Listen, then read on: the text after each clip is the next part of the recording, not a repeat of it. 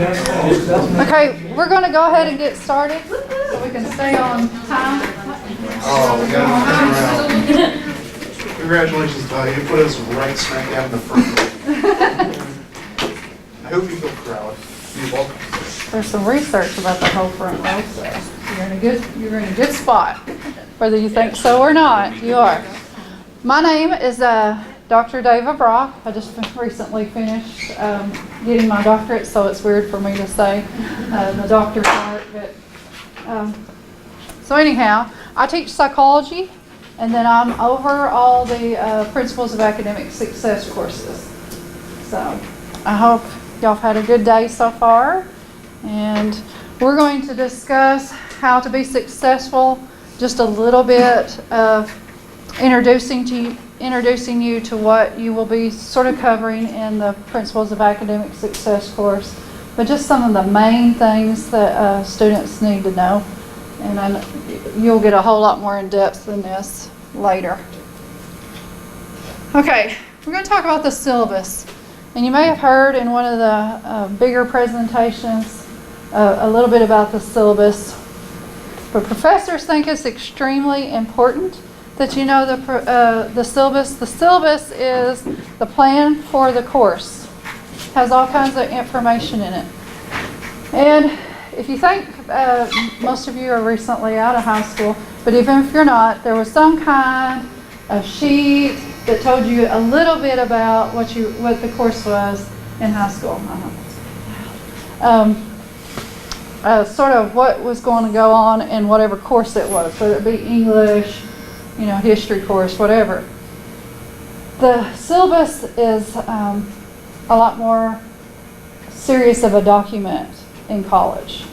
Okay, it's a course that maps out what you're going to do. It tells you about the grades, how your grade's going to be figured. It gives you information about the professor, like to get a hold of them. It tells you about the assignments and that kind of thing. It also is something you keep if you ever want to transfer, which most of you will. And some of you know exactly where you're going and you will go there. But a lot of you, your plans will change. And you'll say, I plan on going to A-State, this is where I'm going, and you end up at U of A. Or you end up out of state, right? And what often happens is we call, since I teach psychology, we call it Introduction to Psychology, right? Well, at U of A, they may call it Principles of Psychology. So they're going, well, is that class the same class? So if you have that, they can look at the information and see if it's the same class. And then they can give you credit for it. Now, we have a good plan in Arkansas where they know that we have an Arkansas transfer system. But when you go out of state, that's where you really run into the issues. And some of the courses that we have or that another school has, you may end up in another school at some point, might not be as popular, right, like as in English 1. So you want to keep those syllabi, okay? Okay, so one of the first things that they have in the syllabus is a course description. This gives you an idea of what you're getting yourself into. Okay, and if you're even in the right course. Okay, so you want to look at that, and it gives you a map of what the course is and what you're going to be doing. Some courses, like I teach a sensational perception course, it has a lab built in it instead of a separate lab. So some students, that would be important for them to know that they're going to have to do activities in that class. Some people get very apprehensive about the idea of doing activities, so they might want to know that offhand, to get ready for it or to bail out. So that it's good to read the course description. The textbook and supplies, that kind of thing. Look at the textbook. Of course, order it, get it, or buy it, and then have a conversation with your professor about it. So you want to look at that, and then of course you can look it up, see how much it is, that kind of thing if you haven't already bought them. Later down the road, you may email your professors and say, do you use the book? Right? Because sometimes it's on there and it's recommended, but it's not required. You know, or they might not use it a lot. Every professor's different, so you may want to talk to them about that. Some classes require other materials besides just a textbook. So it will be on the syllabus of what you need. You know, art requires certain kinds of paper and that kind of thing. So you may want to, you know, you want to see exactly what's going to be needed for that class, because you can't buy like Crayola colored pencils for art. You know, that's not going to work. So you would need to know exactly what kinds you need. I know, that's what they say, and that's why they can't do anything about it. It is highly annoying.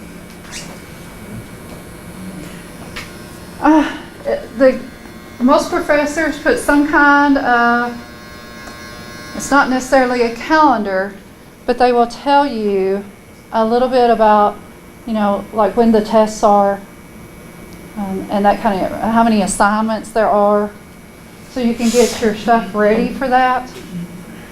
You know, you may want to get a calendar and say, okay, you know, I have a test in 3 weeks in, you know, in math and college algebra.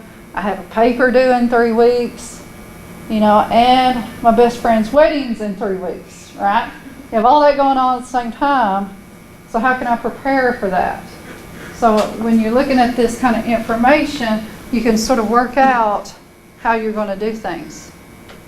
Because the professor might not remind you every day that you're going to have a test in 3 weeks. They may say, you know, remember we got a test Monday, and you're going, what?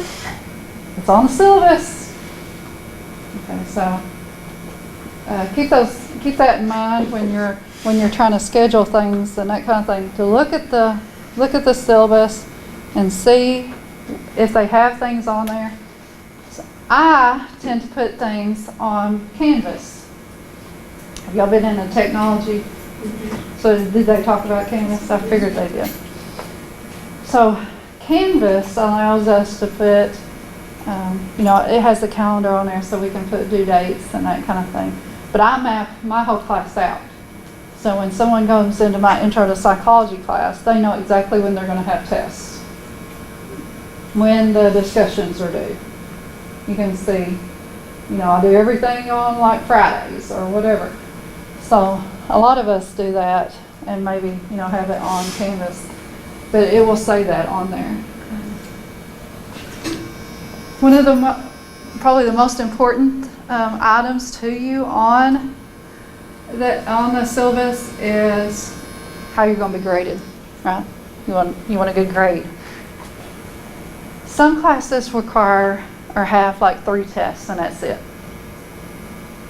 So when you look at that and you go, 3 tests, 300 points per class, right? Would you study differently for that class than if it has homework and discussions and some tests and it's worth like 1,000 points? You see how you would study differently for that? So you want to know that up front what you're going to have to do and how important those tests are. So we put that on there. And if like sometimes the final exam may be worth, you know, like 25% of your grade or whatever. You want to know that up at front, so you know to start studying early for your final exam.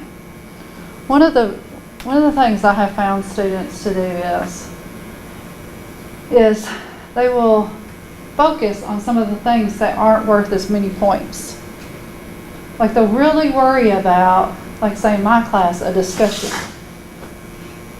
But won't focus on, like I have a paper in my lifespan class, because that class gets you ready to go on to transfer. But they won't do the paper. And the paper's like worth 125 points. And if they do the discussions, it's worth like 50 points to do all the discussions. Do you see how they should focus on the paper? So that's a huge percentage of their grade. But they won't do any part of the paper. So when you look at your classes and you look at this part, see where you're going to have to spend your time on each class. And if you have to miss something, like if I wanted my student, if I had to miss something, I would like for them to skip a discussion as to skip something on that paper. I don't want them to skip anything, but if they have to, right, life happens, then I prefer them to do that. However, some students won't do any of the discussions, and it drops them down a letter grade. So when you're trying to prioritize and you're looking at all that, really look at how much how much everything is worth, and if you have any questions, ask. I mean, that's what we're here for, is to be asked questions as a professor, because it's your grade, right? In my class, I do total points, right? So some things are worth more points than others, but you're going to add them all up and divide by the total. But some teachers don't do it that way. Okay, so you need to ask if you don't understand how you're getting, how their grade is getting averaged. In high school, if you didn't go to class, you may have had a parent that dragged you out of class or dragged you to school. Right? Get out of bed, pour some water on your head, something like that. Or if you didn't go for multiple days, you could have a resource officer come knock on your door. Right? So it gets the law not to go to school. Some of y'all, hopefully none of y'all know anything about all that. But that's the way it is.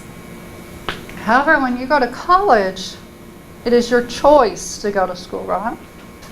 But there are severe consequences to not going. We have attendance policy here. We want to see your faces. I love seeing my students' faces. They might always like to see mine, but I like seeing theirs. So, we have our attendance policy is if you go 3 days a week, Monday, Wednesday, Friday, then you can miss 6 days. We don't have excused, unexcused, like you did in high school. So, if something happens, let your professors know. I mean, it's not a die-hard number, but most people stick right around that number. Okay? But if we know something is happening, we can work with you. We can give you the work ahead of time, something. We might be able to work with you. But if you fall out of my class and I don't see you for 2 weeks, I'm dropping you. Does anybody know any of the implications if you get a W? Yeah, financial aid is one of the biggest ones. So if you're taking 12 hours and you end up with a W, you didn't complete that class, right? So that means that you didn't successfully do enough hours to continue with your financial aid. The federal government, who gives you the money for like a Pell Grant, wants you to be successful and wants you to complete so many hours with a certain grade point, right? 2.0. So they want you to do that. And our school does. So be very aware of that. So the days when it's raining, and you don't want to go to class, right? You want to sleep in. You got to remember that you only have those 6 days from August. So if we're looking at a semester, right, from August to December, you have 6 days. And for Tuesday, Thursday classes, It's 4 days. It's usually twice the number of however many times per class. Right, so if it's a night class. Yeah, you only do one night a week, so you only get 2 after. Right. Or like a lab, that means. Right. You only get 2 after. Yeah, so keep that in mind, because there'll be times where you just don't want to go to class, but you need to make yourself go, because you might get sick, or something major in life might happen, right? That requires you not to be, not to go. Another thing that we want to mention is grade point average. How you figure grades. Now, you probably have seen this, right? A equals 4, B equals 3. And in high school, if you took an AP course, an A equal 5, right? You don't have that kind of adjustment. You know, if you took a really hard class, it's not going to be worth 5 points. It doesn't matter about the hardness or the intensity of the class. When you look how many hours courses are, this will weight your GPA because of how many hours you are in the class per week. So let's take oral comm, which is speech, okay? It's a 3-hour course. That means you meet 3 hours a week in that course. That's the rule of thumb. There's some classes that, like studio classes, where it's worth so many credits, but you're really in there a lot more.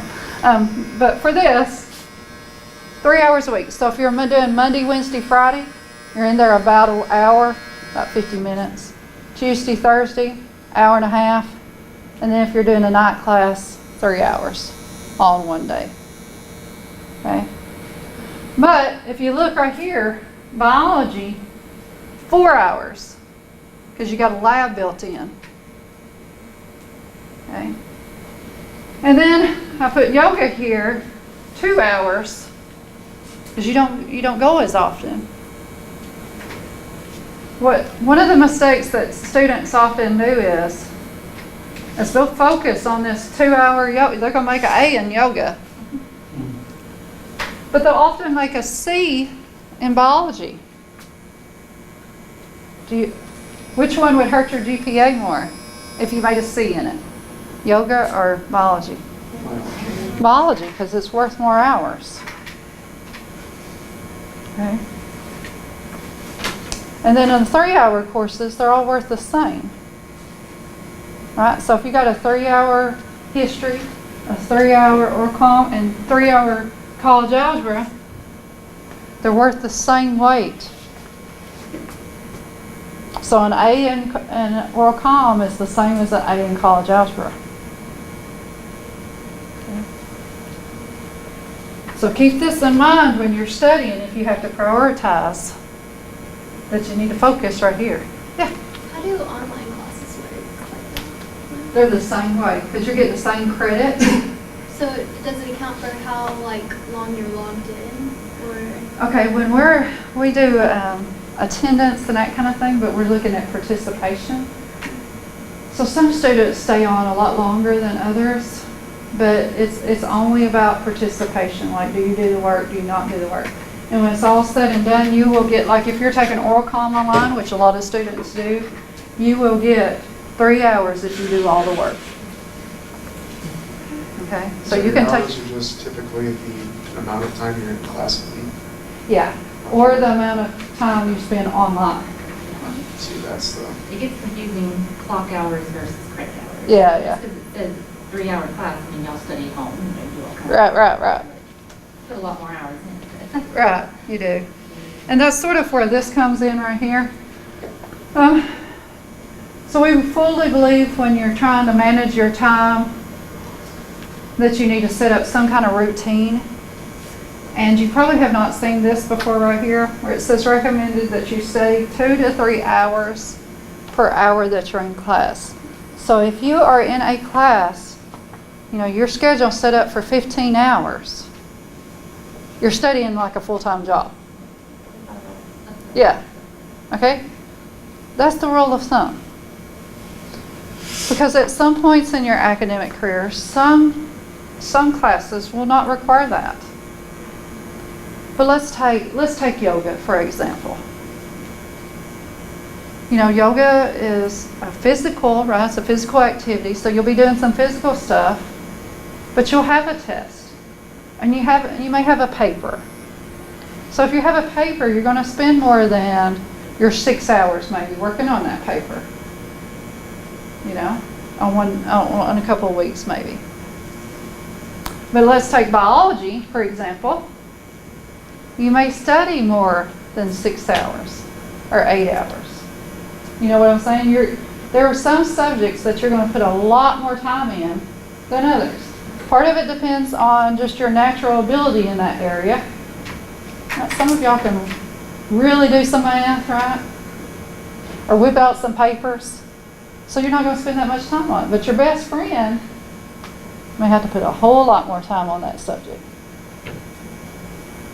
So what sometimes happens is that we think, oh, my schedule says I'm working from, I'm going to class from 8 to noon, right?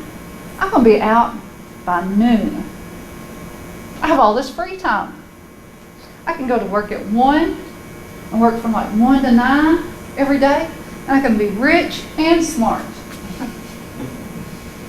Right? They load themselves up. Don't do that. You've got to have study time in there. You got to see probably your family. You got to see your friends. And if you have kids or anything else going on, you got to balance that out. One of the biggest differences from high school to here is the intensity of the work. So you may only be in class from 8 to noon, but we don't do homework during our class. You do homework outside of class. Where in high school, a lot of times you start your homework, right? And if you don't get done, you finish. But a lot of times you get done. That's not how it works in college. They expect you to do things outside of class. So that's why it has this 2 to 3 hours. Okay, and that's why when you get out at noon, you're really not done.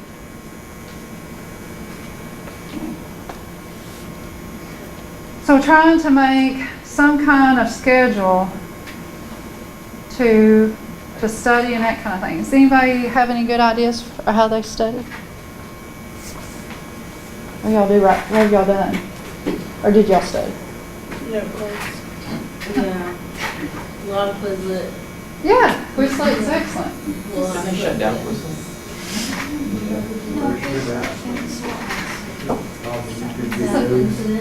So if you use something like Quizlet, I want to just show y'all.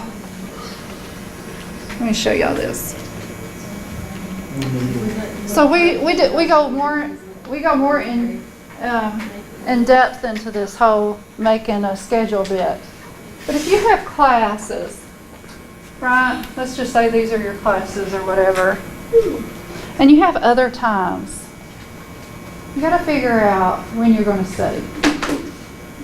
And what I had to do is I had to treat it like a job. I had stuff going on in my life when I was here. I had a 3-year-old, I was married, and my mother, right when I got here, was diagnosed with stomach cancer, which is terminal. So I had that going on, and I had a part-time job. So what I had to do was I had to schedule study time, or it was not going to happen. It just wasn't.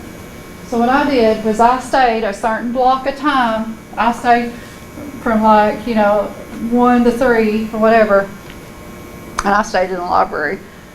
But I did all my homework, and I would make note cards. Back then it was real note cards.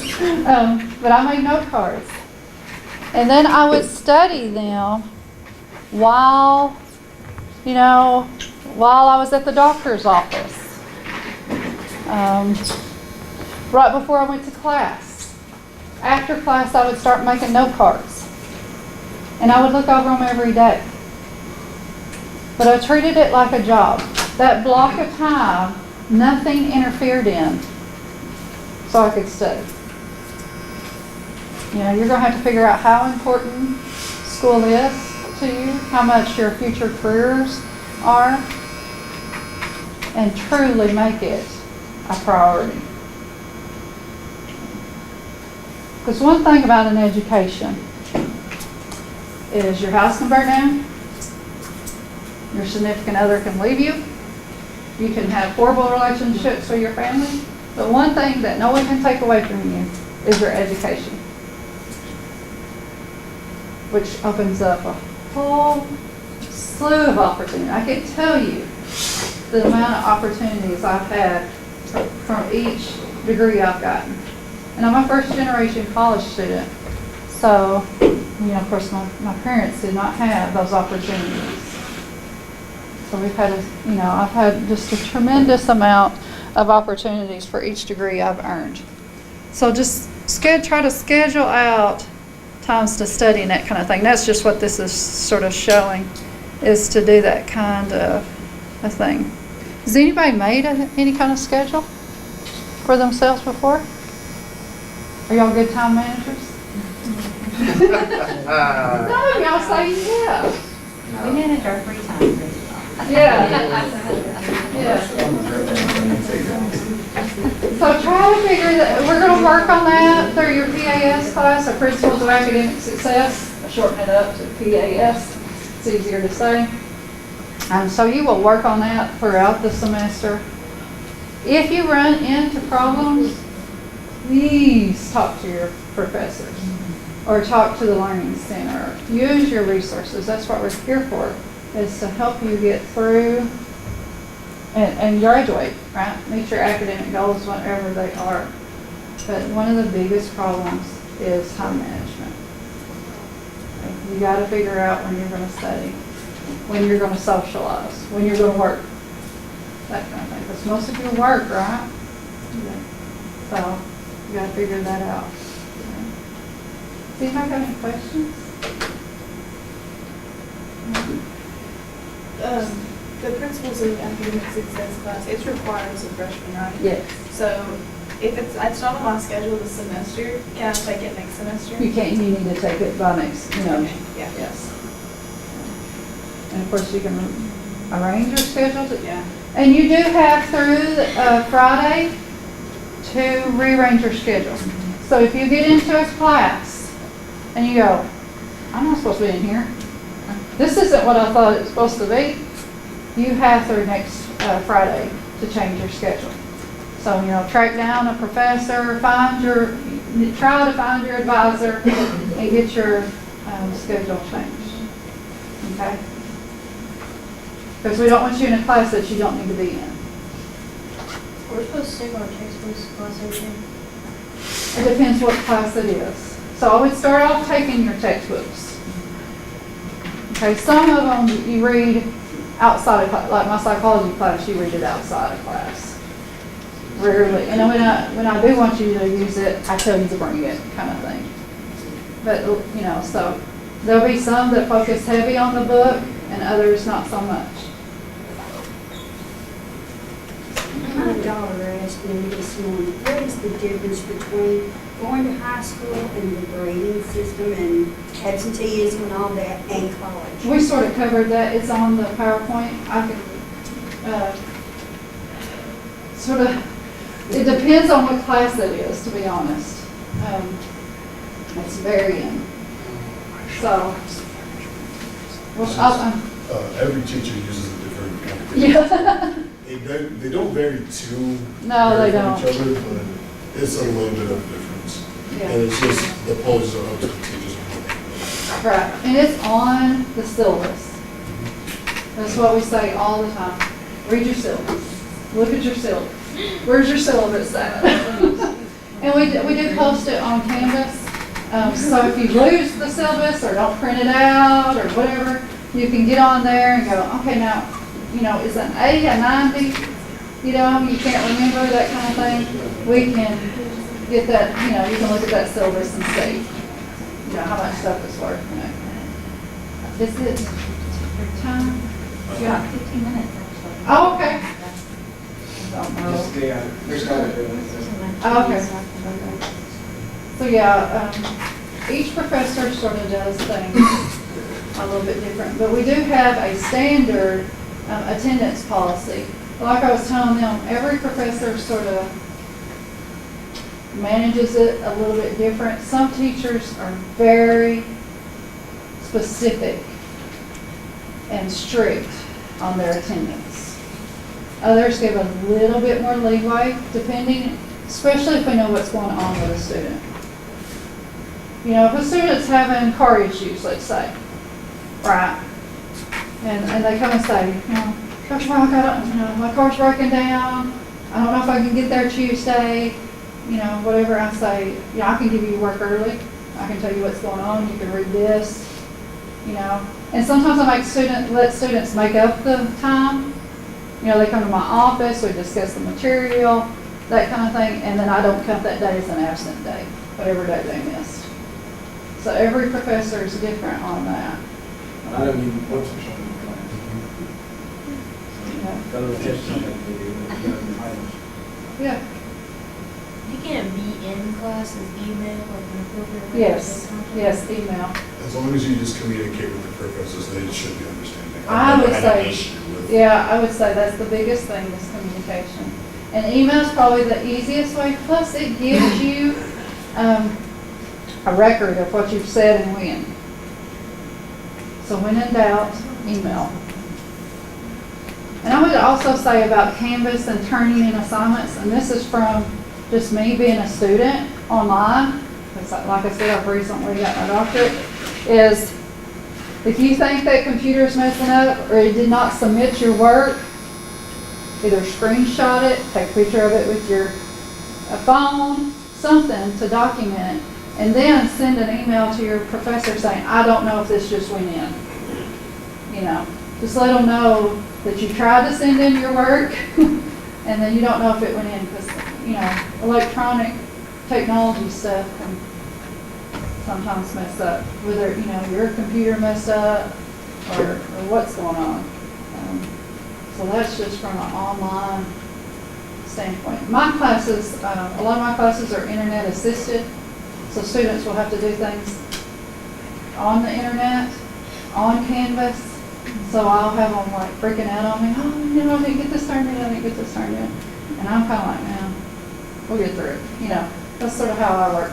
But not, you know, but it's better to have a record because if they say that every time something needs to be turned in, I'm like, what's going on here? You know, they're the only person having a problem, you know. So it's better to have some kind of record. We are taking an online class, it was on my Canvas, where you just like log in and it just goes in there. Mm-hmm. Does it Yeah. matter what time we're in? Just do It does not usually matter what time. Unless there's like an assignment. Right, like there's an assignment where everybody has to be on time, but rarely is that the case. You know, usually you just have due dates and they'll be on the calendar. And, you know, get on every day, log in on every day, sort of look at the due dates and get, you know, try to get that work done and you're usually good to go. And for online classes, you know, they told us in the IT session, Canvas is new for us this year. But I know back in the Blackboard days, you know, there's multiple tabs. So just because you see your home page for your class with the syllabus, that don't Yeah. mean that's it. There's discussion tabs, there's chat room Yeah. tabs, Click on there's these things. kind of tabs. There's a million kinds of different areas. I don't know how it looks on Canvas, but I Yeah. haven't been there yet. But Yeah. some people, one student, we had an issue where they were turning in their assignments all semester on time, but they were missing the online discussion room. And so they got it, they failed from the class, or at least they didn't do because Right. they were missing all those points. They had no idea what was out Yeah, there. so click around, if you get on an online class, click around on it. Don't be afraid to click, you know, and look at things. Kind of thing, yeah. Some of us try to streamline it, you know, if we've taught a long time online, but make it easy. And when in doubt, like I say, email, ask. You know, this is my first time taking an online class. I have no idea what I'm doing, you know. How do I submit? You know, I've had students ask me that. How do I submit something? You know, whatever. You just come up here and do work in the library. You can. Lots of people use the Learning Center, so that way it's available, you know. If they need help, they got a tutor right there. I like the peace and quiet of the library. Everybody's different. Because I like watching people. Where is the library? That way, What building sort of, is it in? it's next to admissions. It's like headquarters from admissions. Do you know where the England Center is for like art classes and all that? Well, like she was saying, you're just gonna go out these doors over here, there's a little path, And you'll see a gigantic archway, it's right next to State Hall, and as you go across the street. Yeah, we're financial aid and all that. What building are we in right now? We're in the We're science currently in the center. science. Does anybody have a map? There is a map on, outside of the Owen Center building, is there a map? Yes, yes. I don't know if there's a map outside this building. I don't know if it's one of the bigger maps, I think we may have a smaller one. Yeah, and there should be one online. There is. Okay. Because they had one going on. And it's in the back of the student handbook, which is online, which is digital, but you can pull as a PDF that way. I want to say, when in doubt, ask. We'll try to get you there. And there are ambassadors on campus next week. I think we'll have, in the past, we've had student ambassadors just kind of standing around campus, like at Disneyland. Just be like, hey, how's your day going? Can you find your class? You know, so Yeah, you we see did someone that. out standing around. We did that the first couple of weeks for Yeah. sure. I do that first couple of weeks. If you're lost, just Yeah. preparing myself. Everybody's And you're like gonna be late lost. to class, are they, what is, The first couple of Just walk weeks, yeah, the first couple of weeks, you just, you're going to probably be late. Unless you have, you're, Yeah, you would. like to get the, perfectionist and make sure you have everything down. But, we're very lenient the first couple of weeks. It's when you make a habit out of it that we tend to get upset. So some professors, if you're late, will shut the door and lock it. So they might have some kind of policy like that. But usually they tell you beforehand, so you know what the policy is. And then, yes, usually in the syllabus. So they may lock it and that kind of thing. We all have our pet peeves as professors. Some of them it's coming in late, interrupting class kind of things. Some of it's the cell phone, but you will figure that out. They're usually pretty straightforward about it, that kind of thing. Like I say, it's in the syllabus. They put it in the syllabus. So go find out real quick what it is. I guess it's the same with food. Yeah, some of them don't care, computer labs, you don't have food, but, like my class, as long as it's like snacks, you're not pulling out a whole big meal, and everybody's like, I'm so hungry.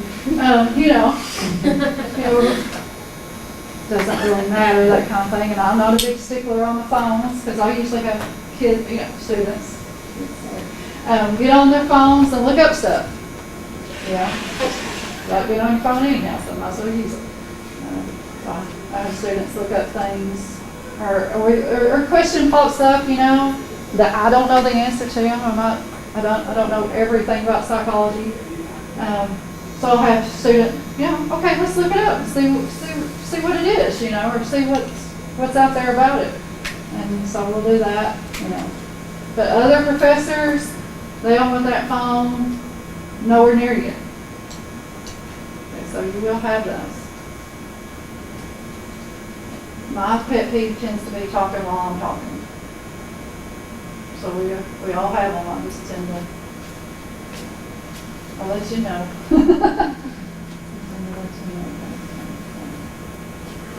Anything else y'all are curious about since whole college before y'all leave? Y'all got this. Go do. Do you have like a computer or laptop where you need to bring that to class? Some classes you can, like if you want to take notes or whatever, but most classes you don't need. There's two of those. Make sure you have one. That's it. I mean, they've all used them.